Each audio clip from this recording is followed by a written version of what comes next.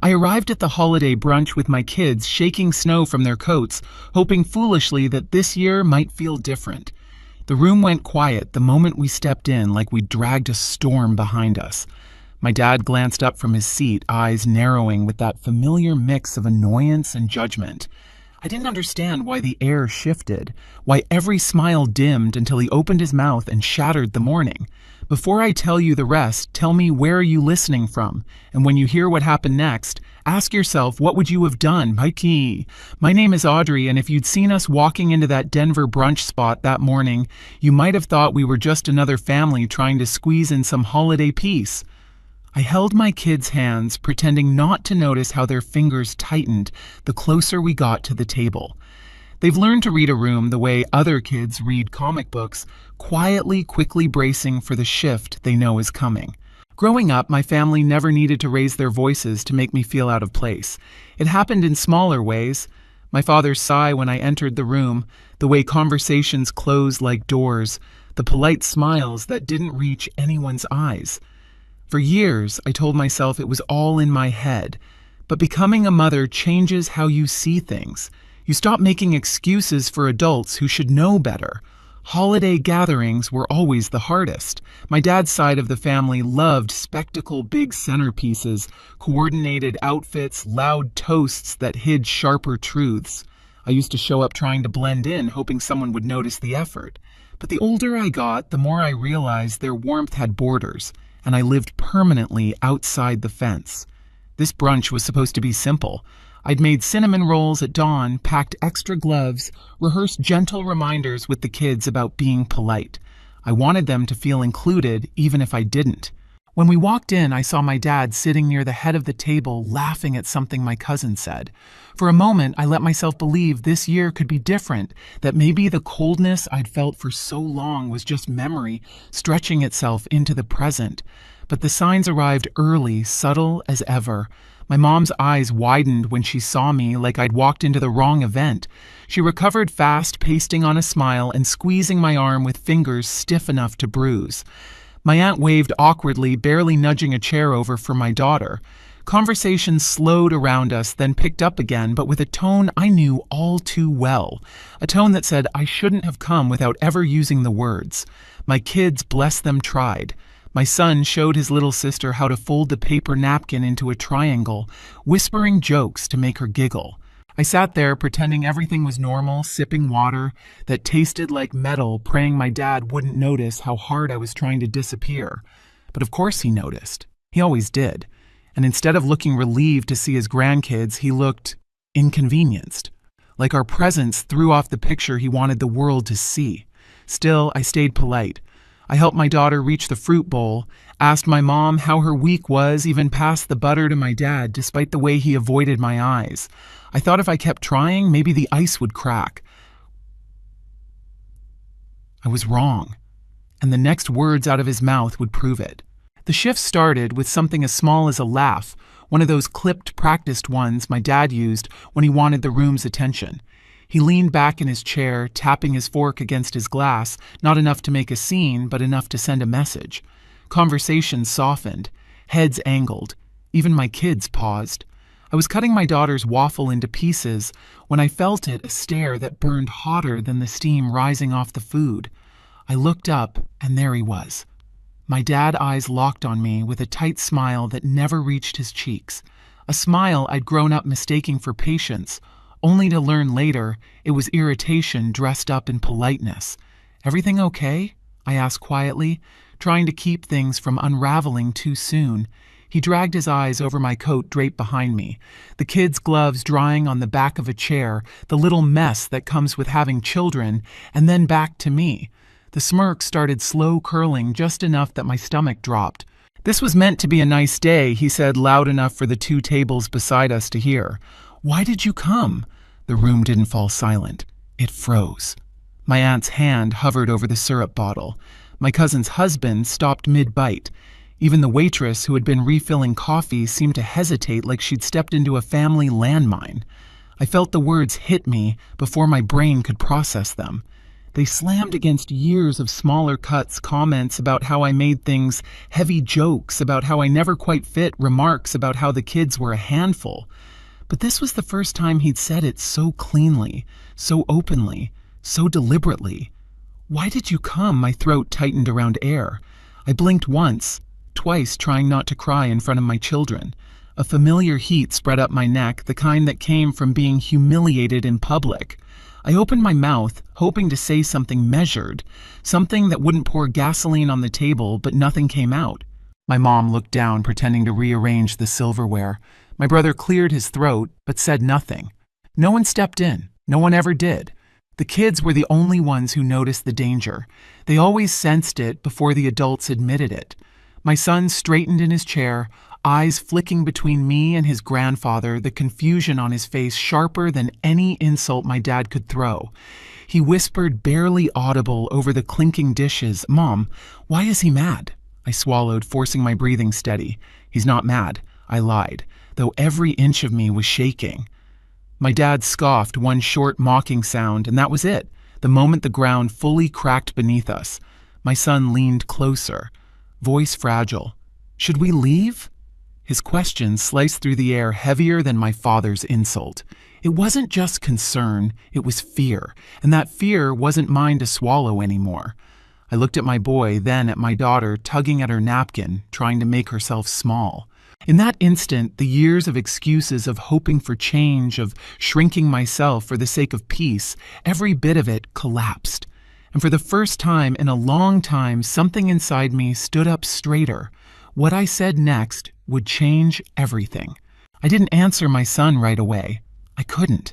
My heart was pounding so loudly it felt like the entire restaurant could hear it. The brunch chatter around us slowly crept back to life, people pretending not to stare while doing a terrible job of hiding it. My father had already returned to his plate, acting as though he hadn't just carved me out of the morning like fat from a roast. My son's hand slipped into mine again, smaller, tighter. "Mom," he whispered, "please." That single word, please, wasn't about embarrassment. It was about protection. My kids had spent years watching me fold myself in half to fit inside this family's narrow definition of acceptable. They'd seen enough to know when the line had been crossed, even if they couldn't name it. I drew in a breath that shook in my chest. The air smelled like burnt butter and maple syrup, but underneath it, disappointment. Old familiar disappointment I'd swallowed since childhood. I was so tired of the taste. I pushed my chair back. The legs scraped loudly against the tile, cutting through the brunch noise like a blade. Conversations faltered. Heads turned. My daughter looked up at me with wide eyes, cereal spoon, frozen midair. "Yes," I said finally. "Right now." My dad didn't even look up. That hurt more than the smirk. Ignorance as dismissal. Erasure disguised as indifference. If he had yelled, it would have meant I mattered enough to provoke him. Silence told a deeper truth. He believed I was beneath reaction. I stood helping my daughter into her coat, looping her scarf gently so she wouldn't feel rushed. My son grabbed his gloves, jaw clenched in a maturity he shouldn't need yet. I could feel every gaze on us, some pitying, some curious, a few relieved. It wasn't their family falling apart on a holiday morning. My mom reached out like she might say something, but her hand stalled midway, fingers curling back into her palm. A lifetime of standing beside my dad kept her silent.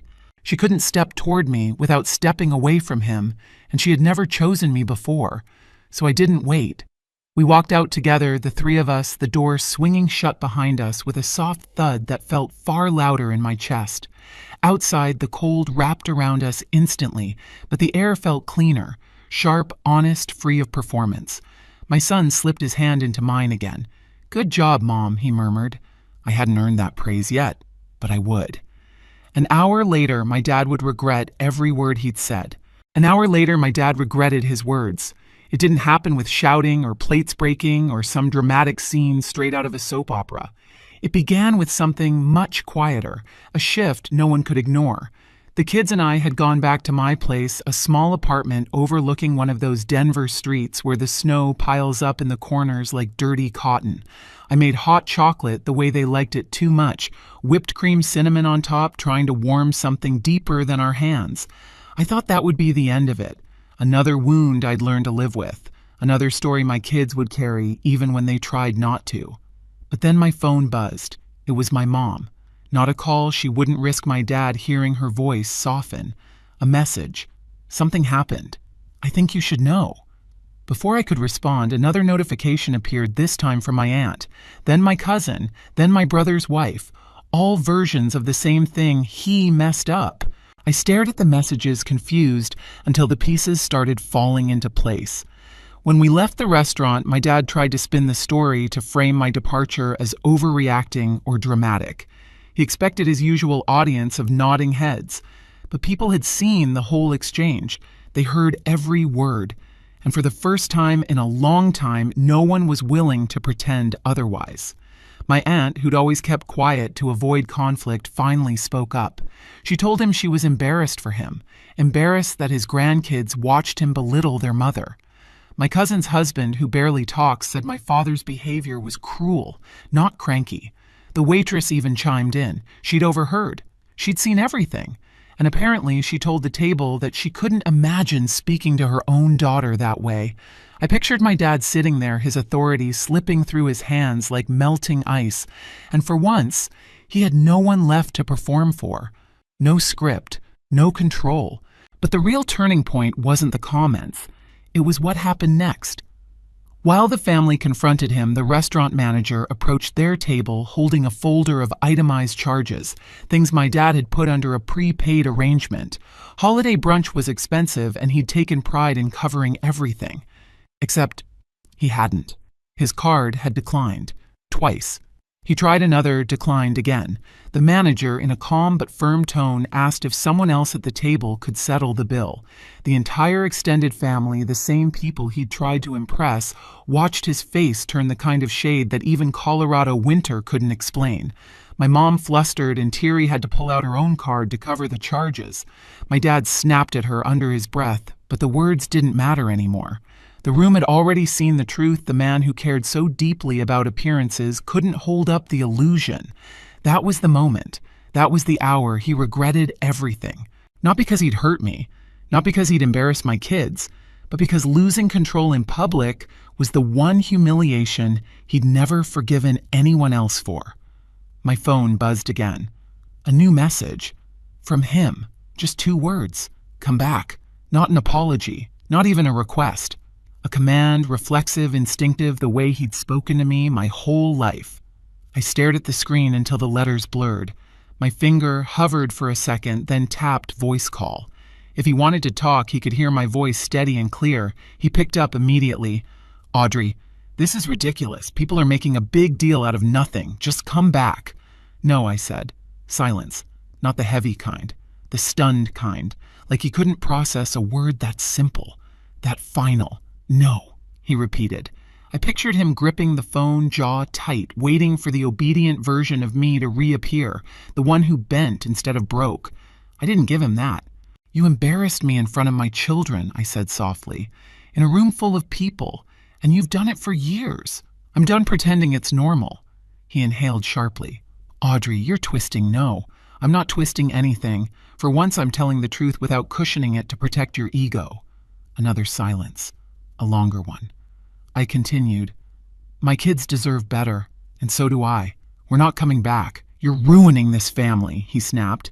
I let out a breath that felt like it had been trapped in my chest for decades. This family was ruined because no one ever held you accountable, I said. Today wasn't about me showing up. It was about you showing who you really are. He didn't respond. Maybe because there was nothing left to say. Maybe because he finally understood that the control he held so tightly was gone. Maybe for the first time he saw the cost of his own words. I hung up before he could recover his footing. Behind me, my son was watching, wide-eyed but steady. Was that Grandpa? He asked. Yes, I said, kneeling to meet his gaze. And we're okay. Good, he whispered, because he made you sad. Kids don't need long explanations. They just need the truth. And the truth was simple.